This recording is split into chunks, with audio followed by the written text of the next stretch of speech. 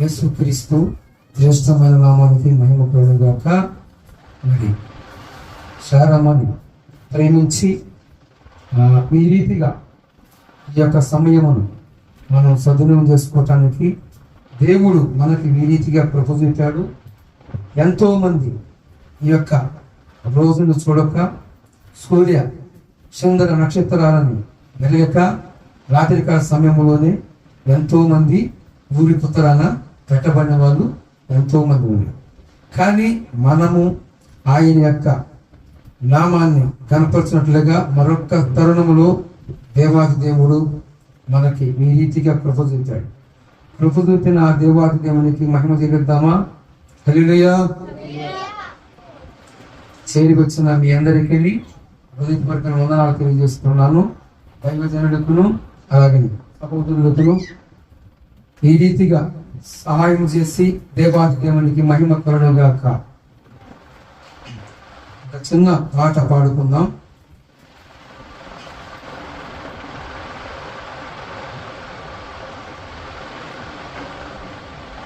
పరదేశీ నా పేరే పరదేశీ నా ఊరే యెరూషలేం. ఈ ఊరు మీరేనా? మీ ఊరే ఊరు? ఏ ఊరు మీది? నజరాపేట? ఏ ఊరు మీది? ఈ ఊరేనా? మాది ఊరు కాదు, పరదేశీ. నా పేరే పరదేశీ మా ఊరే యెరూషలేం. యేసుని నమ్మిన నాటనుంది నా వారే నాకు దూరముగా నిలిచి. యేసుని నమ్మిన నాటనుంది నా వారే నాకు దూరముగా నిలిచి. సాగిపోతున్నా యేసుతో సాగిపోతున్నా యేసుతో సిలువ వేయబడితే సిలువ వేయబడితే సాగిపోతున్నా నా యేసుతో. పరదేశీ నా పేరే పరదేశీ నా ఊరే యెరూషలేం.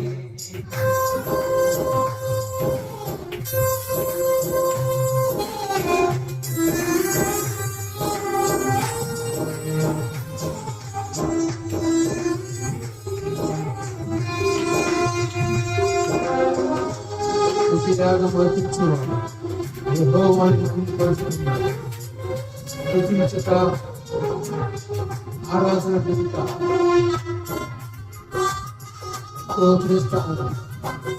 రాజులకు అధికారులకు మనకంటే చదువులైన వారు ఎన్నుకున్న వారు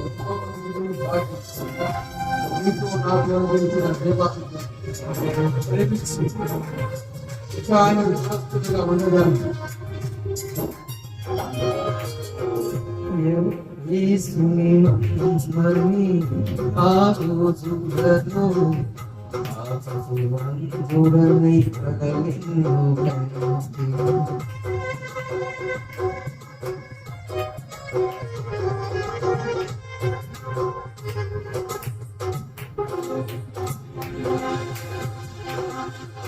యేసుని నమ్మని ఆ రోజులలో కూలిపోయి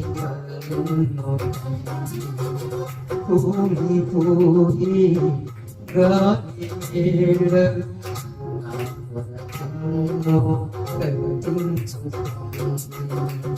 నాది కాని ఈ లోకములో అస్తానాదని ఎదుడనైతిని.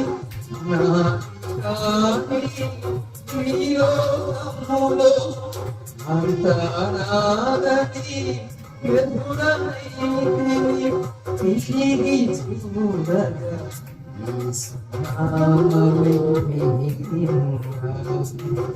తిరిగి చూడగా తిరిగి చూడగా సాగిపోతున్న పరదేశీ నా పేరే పరదేశీ నా ఊరే యెరూషలేము.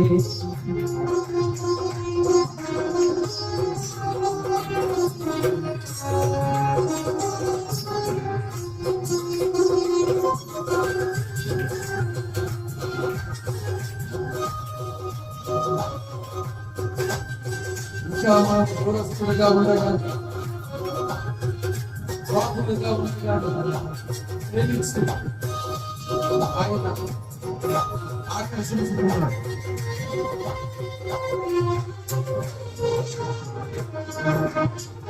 యేసు ఎవరు వెనకటి రోజు ఆయనకి దూరస్తులుగా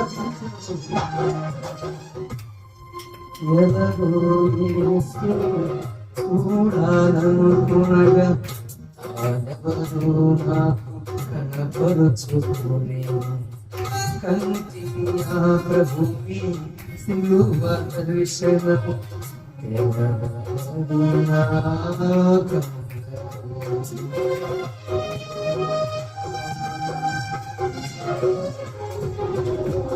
ఎవరు యేసు చూడాలనుకునగా తానెవరు నాకు కనపరుచుకునే కంటి ఆ ప్రభుని సిలువ దర్శనము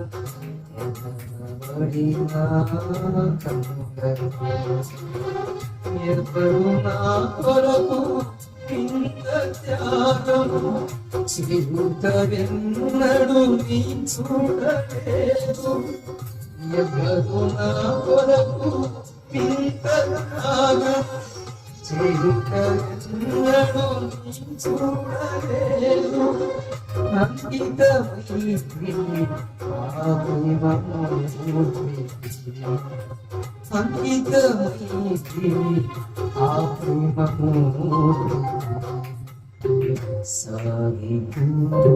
సాగిపోయేసు పరదేశీ నా పేరే పరదేశీ నా ఊరే యెరూషలేము.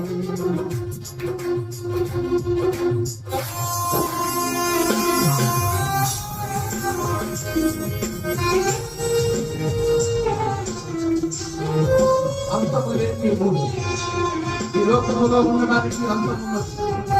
కనిపిస్తున్న ఈ లోకానికి అంతం కలదు.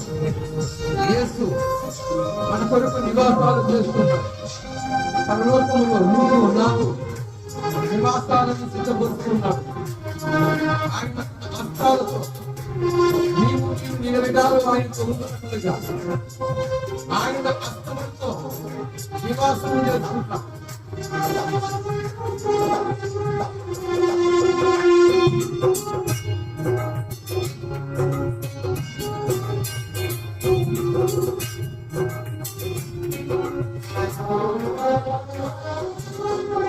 అంతము కాని యేసయ్య రాజ్యము అది నూతన యెరూషలేము. దానికి మార్గము అరణ్య జీవితమే. దానికి కుంభములు అపోస్తల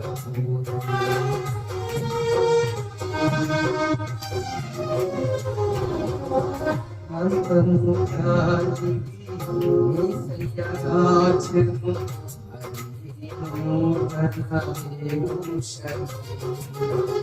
దానికి మార్గము అరణ్య జీవితమే.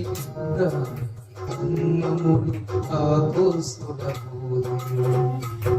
పరదేశం సేనుట కొరకు అనుభవిస్తాను పెన్ని శ్రమలైన పరదేశం చేరుక కొరకు అనుకరిస్తాను ఎన్ని శ్రమలైన నా యేసుతో కలిసి పెడతాను సాగిపోతున్న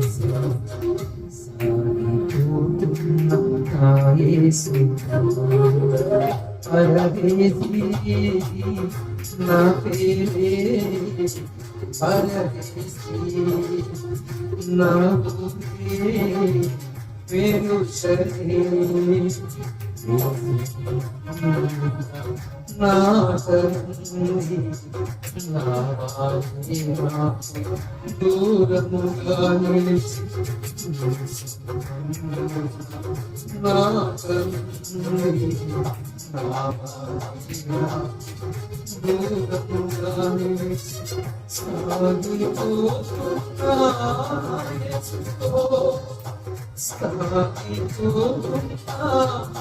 యేసుతో సాగిపోతున్నా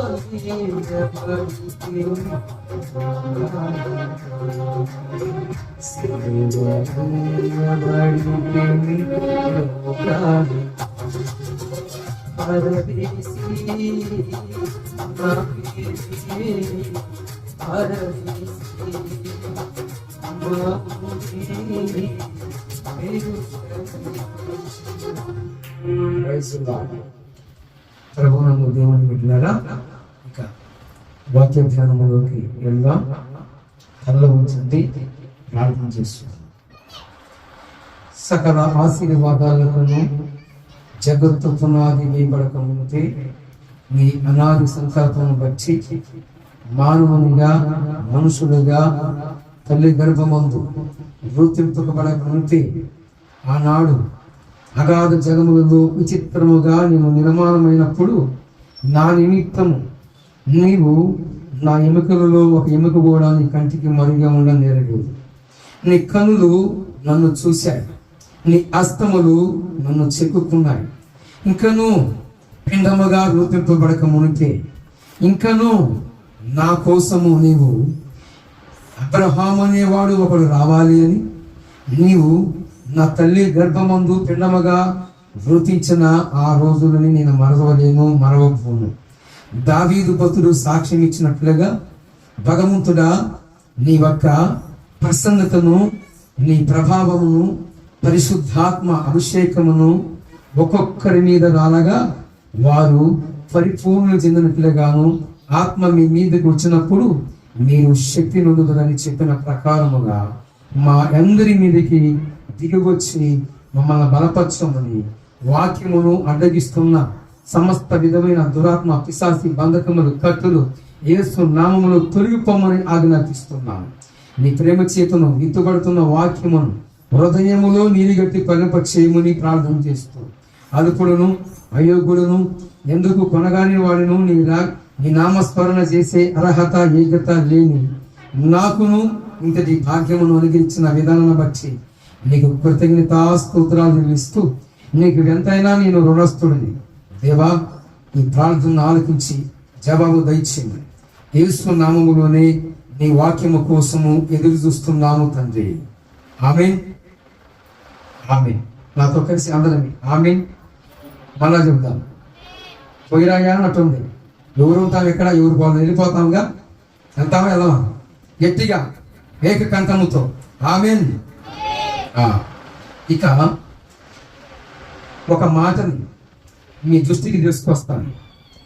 లేఖనంలో చనిపోయిన వారిని జ్ఞాపకం చేసుకోవద్దు, వారు చనిపోయారు, మృతుడిని జ్ఞాపకం చేసుకునే అవసరం లేదు. ఇది ఎవరితో మాట్లాడుతున్నాడో పరిశుద్ధాత్మ దేవుడు ఇది ఎవరి గురించి మాట్లాడుతున్నాడో మనము గనక లేఖనాలలో ఒక 2 భాగాలను ధ్యానించుకున్నాం. చనిపోయిన వారి గురించి ఇక మాటలు అనవసరము అన్నట్లుగా లేఖనం మనకు తెలియజేస్తుంది. ఆ మాట ఎక్కడుందో చూద్దాం. ఇర్మియా గ్రంథము 22వ అధ్యాయము 9వ వచనములో మనం చూద్దాం. 10, 9 2 రిఫరెన్స్లు చదువుకుందాం. చనిపోయిన వాని గురించి చనిపోయిన వారి గురించి ఏడవవద్దు, వాని గురించి అంగలార్చవద్దు. వెళ్ళిపోవు వాడి గురించి బహురోదనము చేయండి.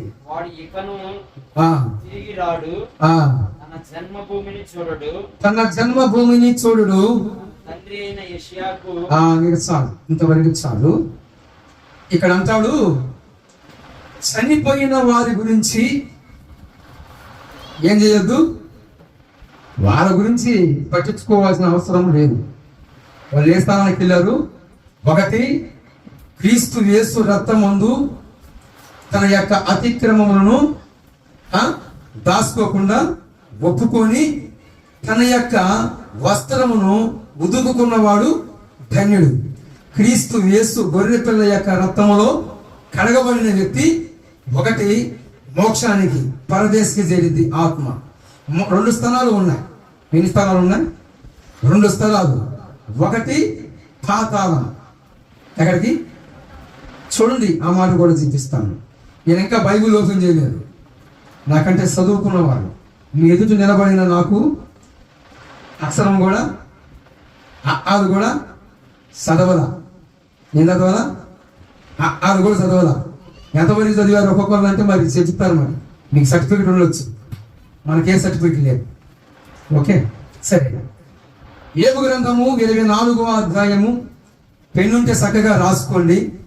వాక్యమును హృదయం అనే పలక మీద ముద్రించుకోవాలి. రాబోతున్న రోజుల్లో మనం ఈ రీతిగా వాక్యమును స్టడీ చేసుకునే వ్యవధి కూడా దొరకదు. ఎందుకంటే కొన్ని శక్తులు కంటికి కనపడకుండా మానవ జాతిని అతలకుతలము చేయాలని, సత్యమందు ఉన్న వారిని అసత్యమందు ప్రతిష్ఠించాలని 2 శక్తులు పనిచేస్తున్నాయి. ఒకటి దైవ శక్తి, రెండోది దయ్యపు శక్తి. దయ్యపు శక్తి సత్యములో వారిని అసత్యములోకి లాక్కొని పోవాలని చూస్తుంది. దైవ శక్తి అసత్యములో ఉన్న వారిని సత్యమందు ప్రతిష్ఠించాలని నానా విధాలుగా పోరాటం జరుగుతుంది. ఈ 2 శక్తులు ఎలాగ ఉన్నాయి? కంటికి కనపడకుండానే దైవ శక్తి, దయ్యపు శక్తి ఏం చేస్తున్నాయి? సత్యమందు ప్రతిష్ఠింపబడాలని ఒక శక్తి పోరాడుతుంది. మరొక శక్తి సత్యములో ఉన్న వారిని సైతం, బాప్తిసం పొందిన వారిని సైతం, మరలా జీవగ్రంథమందు పేరు రాయబడిన వారిని సైతం జీవగ్రంథమందు పేరు కొట్టిబడినట్లుగా వారి నీచ నికృష్టమైన కామ క్రోధాలకు లోబడి చేసి వారిని విడ్చుకొని పోవాలని చూస్తుంది దయ్యపు శక్తి. ఇప్పుడు చూడండి, యోబు గ్రంథము 24వ అధ్యాయము 19వ వచనం చదువుకుందాం. నేను చదివానా మీరు చదువుతారు? 19వ వచనం. అనావృష్టి చేతను, ఉష్ణము చేతను మంచు నీళ్లు ఎగిసిపోవునట్లు పాతాళము పాపము చేసిన వారిని పట్టుకొనును. పాతాళము పాపము చేసిన వారిని ఏం చేసిద్ది? పాపానికి పట్టు ఉంది. ఒక స్త్రీ ఎలాగైతే గర్భం ధరించిద్దో పాపము కూడా గర్భం ధరించిద్దట. యాకోబు పత్రిక 1వ అధ్యాయము 15వ వచనం చదువుకున్నట్లయితే, ఈరోజు మరి మా సహోదరి జ్ఞాపకార్థానికి అనేక రకాలుగా అనేక రెఫరెన్సులు ఉన్నాయి. ఈరోజు పరిశుద్ధాత్మ దేవుడు మీ మధ్య మాట్లాడమన్న మాటలని మీ దృష్టికి తీసుకొస్తాను. చూడండి, దురాశ గర్భము ధరించి పాపమును కనగా పాపము పరిపక్వమై మరణమును కనును. ఫస్ట్ అంటున్నాడు, దురాశ గర్భము ధరించిందట, అది పాపమును కనిద్దట. చాలా మంది ఎలాగ ఉంటారు అంటే పాపముతో రాజీ పడుతూ, పాపముతో శతురాడుతూ ఉంటారు. ఏం చేస్తారు? పాపముతో రాజీ పడుతూ, పాపముతో శతురాడుతూ ఉంటారు. పిల్లల్ని తీసుకోండి అమ్మా, డిస్టర్బ్ చేయకుండా పిల్లల్ని కాసుకోండి, జాగ్రత్తగా సేకరించండి. పాపము ఏమైందట? ఒక పట్టు ఉంది, అక్కడేమో పట్టు ఉంది, ఇక్కడేమో దురాశ గర్భము ధరించి పాపమట పరిపక్వం చెందిద్దట. మరణము గనిద్దట. ఇక్కడ మరణం అంటాడు, అక్కడ ఇలియా భక్తుడేమో చనిపోయిన వారి గురించి రోధించే అవసరంలా. ఎవరు ఆ చనిపోయిన వారు అని మనం చూసుకుంటే లోకరీతిగా ఉన్నవారి గురించి మాట్లాడుతున్నాడు అక్కడ ఇర్మియా భక్తుడు. ఎవరు వాళ్ళు? లోకములో వాళ్ళు. ఇక ఇప్పుడు మా సహోదరి పేరు, మొదటి పేరు ఏంటి? గోవిందమ్మ. ఏ పేరు? ఈ గోవిందమ్మ అనే ఆమె క్రీస్తు యేసు రక్తముల కడగబడిన తర్వాత శారమ్మ. శారమ్మేనా?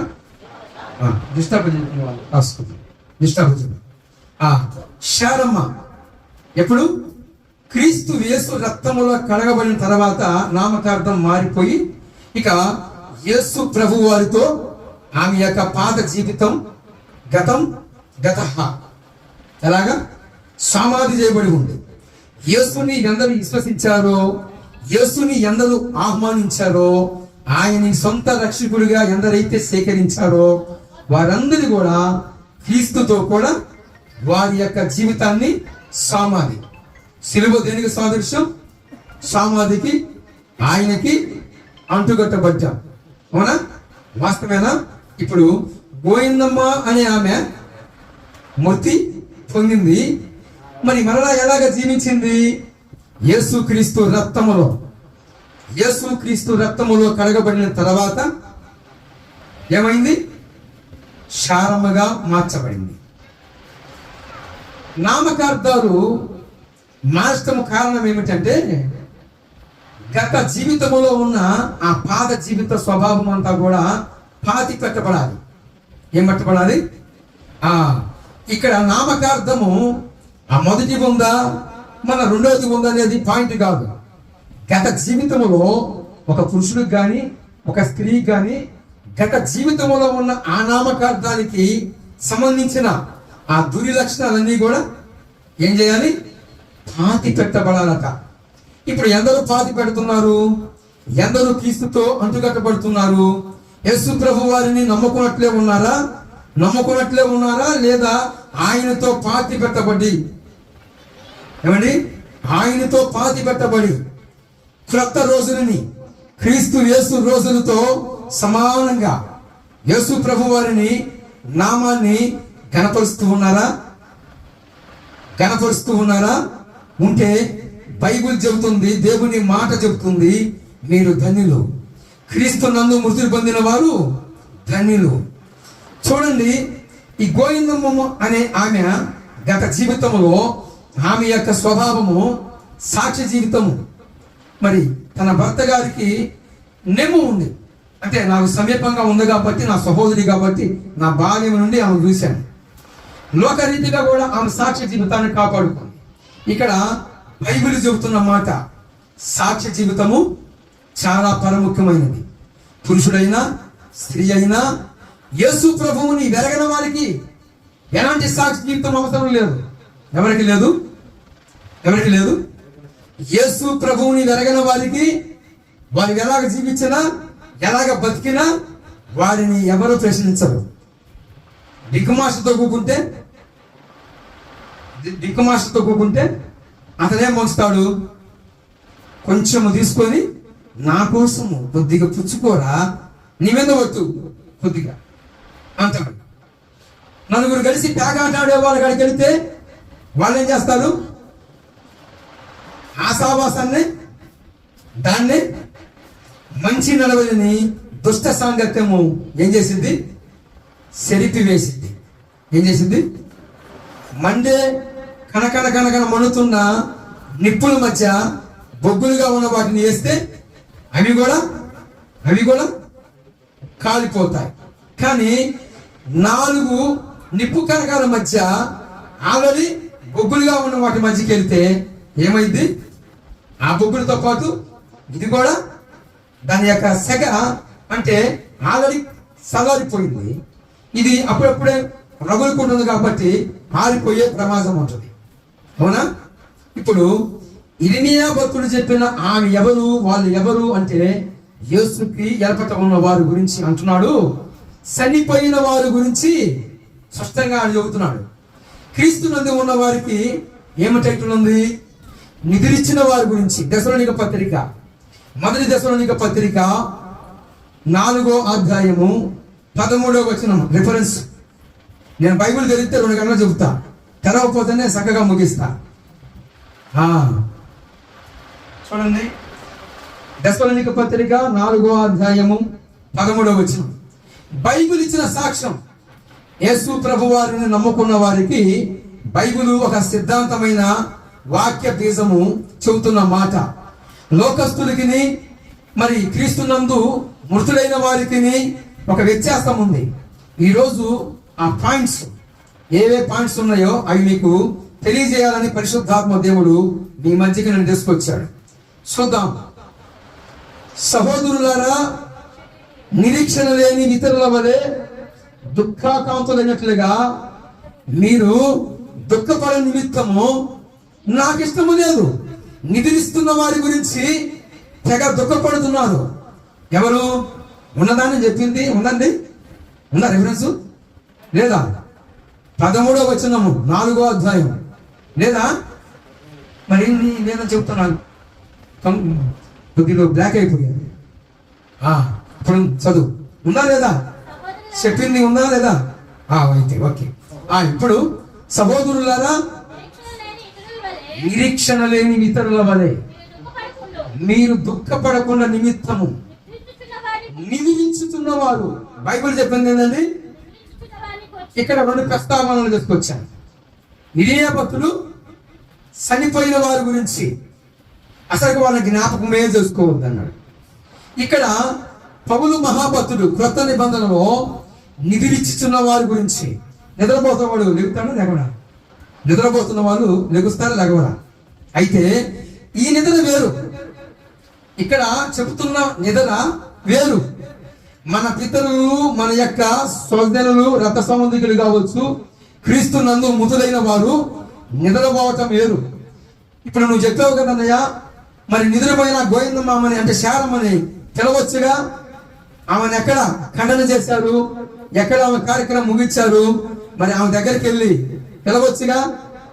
చెప్తున్నావుగా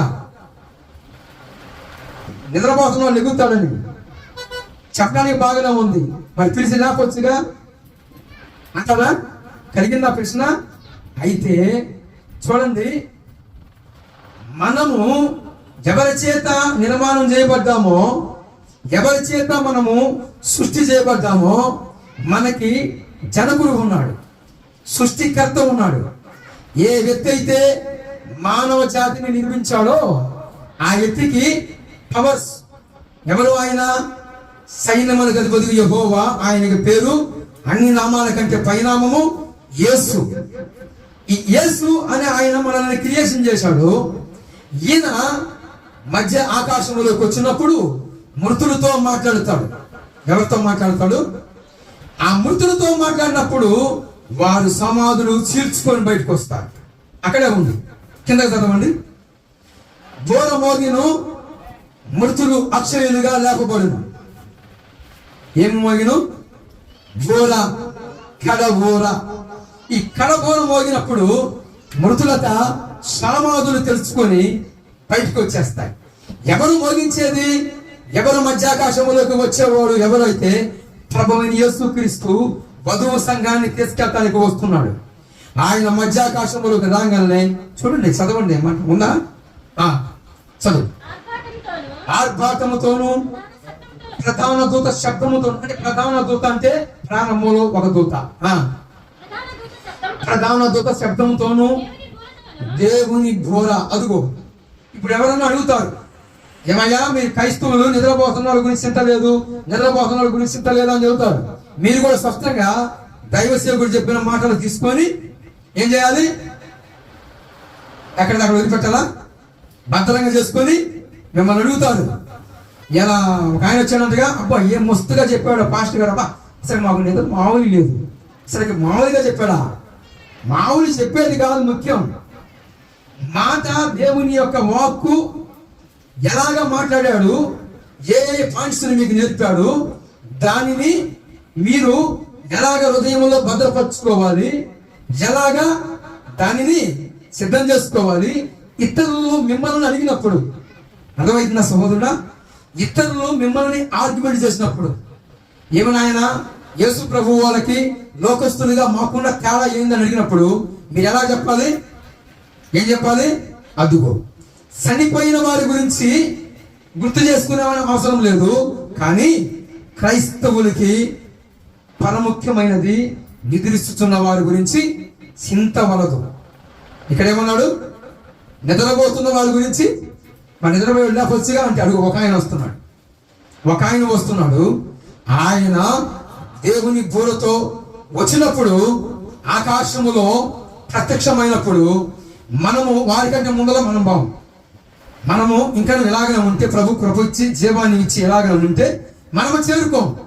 మనము ఊరక టెన్షన్ పడుతూ మన వాళ్ళ గురించి దుఃఖాకాంతులయ్యి కన్నీళ్లు గారుస్తూ మనము వారికంటే ముందరగా మనం చేరుకోలేము. ఇప్పుడు ఇంతవరకు అర్థమైందా? చేతులెత్తండి. అర్థమైందంటే చేతులెత్తండి. మళ్ళా నేను పశువు పోతాను కాబట్టి ఇంతవరకు అర్థమైంది. చక్కగా రెండు స్థలాల గురించి మాట్లాడుతున్నాం. ఒకటి చనిపోయిన వారి గురించి వీళ్ళెవరో చెప్తారు. ఏగి ఏమన్నాడు?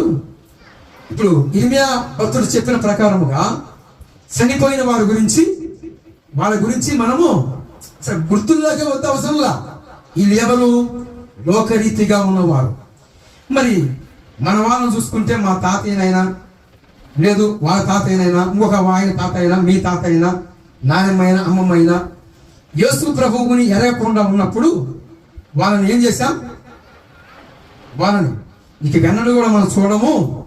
మరి వాళ్ళకి మనకి జన్మనిచ్చారు కాబట్టి కొద్ది గొప్ప రుణం తీర్చుకోవాలని మొదలు చేసి వారికి ఏదేది ఇష్టమో స్వీట్ హాట్ అవునా ఇష్టంలో పెట్టి, తాతయ్య టిక్కు మాస్టర్ అనుకో ఒక ఫుల్ బాటిల్ పెట్టి ఎందుకు మధ్యరెత్తులు లేచి తాగురా తాత, ఎలాగా మధ్యరెత్తులు లేచి తాగురా తాత అని ఫుల్ బాటిల్ పెట్టి ఎక్కడ ఆయన పెట్టిన కాడ వాళ్ళ బలహీనతలు బట్టి వాళ్ళు భూమి మీద ఉన్నప్పుడు దేని మీద ఆశ కలిగి ఉన్నారో వారు ఏదైతే ఇష్టంగా తింటారో వాటిని ఇస్తరులో పెట్టి అవునా వాళ్ళకి అప్పచెబుతాం. ఒక జంగం దేవుని తీసుకొచ్చి లోకరీతిగా ఏమంది జంగం దేవుని తీసుకొచ్చి సింపు తెచ్చి ఇప్పుడు ఏమన్నా అంటున్నాడు. కొన్ని మాటలను మనం చెప్పుకుందాం. అంటున్నాడు, పితరులను తలబోసి పిండములుగా చేసి, పితరులను తలబోసి పిండములుగా చేసి కాకులకు పెత్తు గాడిదలారా అన్నాడు. పియ్యిదినే కాకి పితరుడు ఎట్టాయిరా, పియ్యిదినే కాకి పితరుడు ఎట్టాయిరా, విశ్వదాభిరామ వినురవేమా.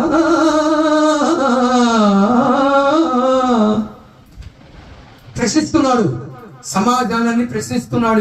ఏమన్నా ఒరే తాతయ్య కాకిలాగా లేడు, కాకి అయితే ఒకటే రావాలి, కొన్ని వందల కాకులు వస్తాయి. కాకి స్వభావం ఏందండి? అడ్డదిడ్డంగా ఏది పడుతుంది కనపడిందనలా వేసిద్ది. ఇప్పుడు ఈయనంటాడు పితరుడు కాకిలాగా లేడు. ఇప్పుడు ప్రసంగి గ్రంథం 12వ అధ్యాయము 7వ వచనం రాసుకోండి. చక్కగా పనిచేస్తాయి. చక్కగా మీరు చెప్పుకోవడానికి చాలా అవకాశం ఉంటుంది. 12వ అధ్యాయం 7వ వచనం నేనే చదువుతాను, మీరు తీసారు కాలా చెప్తాను కానీ నేను చదువుతాను. ఎనగడబలే మొన్నైనది మరలా భూమికి చేరును. ఏమండి? ఈ దేహాన్ని ధరించిన వస్త్రానికి 6 నెలలు గ్యారెంటీ ఉంది. ఎన్ని నెలలు గ్యారెంటీ ఉంది? 6 months, 6 నెలలు. అయితే దీనికి గ్యారెంటీ ఉంది, దీన్ని ధరించడానికి గ్యారెంటీ లేదు. ఏమి లేదు? గ్యారెంటీ లేదు. అన్నిటికంటే మానవుని యొక్క శరీరము దుర్గంధము ఎదదలిద్ది. ఏమండి? ₹1,00,000 పెట్టి మంచి స్పేర్ బాటిల్ తెచ్చి కొట్టుకున్నా దీనంతా దేంది దేహానికి వచ్చే దుర్గంధము అంత పవర్ఫుల్గా ఉంది. ₹1,00,000 పెట్టి ఒక సింటు బాటిల్ తెచ్చుకొచ్చుకున్నా కానీ అంత రాదు వాసన. దేని నుంచి? మన దేహం నుంచి. చూసారా? మన్నైనది వెనడం వల్లే భూమికి చేరును, కానీ ఆత్మ దేవుడు దయచేసిన ఆయన వద్దకు వెళ్ళిద్దట. ఒకటి పాతాళానికి వెళ్ళిద్ది, 2 మోక్షానికి పరదేశకి జరిగింది. ఎక్కడ జరిగింది? పరదేశకి జరిగింది. ఇప్పుడు యేసు ప్రభువుని ఎరగిన వారికి ఒక నిరీక్షణ ఉంది. ఎవరికి? యేసు ప్రభువుని ఎరిగిన వారికి ఒక నిరీక్షణ ఉంది. యేసు ప్రభువుని ఎరగిన వారికి నిరీక్షణే లేదు. ఇప్పుడు వీళ్ళేం చేస్తున్నారు? మన వాళ్ళని ఎప్పుడు మనం చూసుకోం కాబట్టి మరి వాళ్ళ యొక్క బతికినప్పుడు బాగా బతికితే వాళ్ళ పేరుకు తగ్గట్టు ఏమండి, బతుకున్నప్పుడు తల్లిదండ్రుల్ని ఇక్కడి సెమ్మీలు మంచినీళ్ళు ఇచ్చిపోరు, పాపాను వారు. కొంతమంది లోకరీతిగా ఉన్న ముసలి వాళ్ళు, వృద్ధులుగా ఉన్నవారు అంటారు, అయ్యా పాస్టర్ గారు ఒక్క మాట అడుగుతానయ్యా, మేము తిరుగుతా పోయేటట్టు ఎట తిరుగుతా మా యాత్ర ముగించేటట్టు ప్రార్థన చేయ్యా. ఎందుకో మా ఇంట్లో ఉన్న వారికి ఎక్కువైపోయాం. మరి మా సత్తువ జీవాలు అవివాలు ఉన్నప్పుడు అన్ని ఈ రీతిగా రేయనక పగలనక వాననక అనేక రకాలుగా నా బిడ్డలు బాగా బతకాలి, నా పిల్లలు బాగా ఉండాలి అని మేము పస్తులు ఉండి కూడా వారికి పెట్టుకుంటే ఈరోజు వాళ్ళకి రెక్కలిస్తే ఈరోజు మాకు గుప్పడి మెతుకులు పెట్టడానికి మా కోసము ఎదురు చూస్తున్నారు. ఎందుకు? ఎప్పుడు పోతారా? ఎవరండి చూస్తుంది? కడుపును పుచ్చిన వారు. వీరి మీద ఎంత మమకారం పెంచుకున్నారు తల్లిదండ్రులుగా ఉన్నవారు.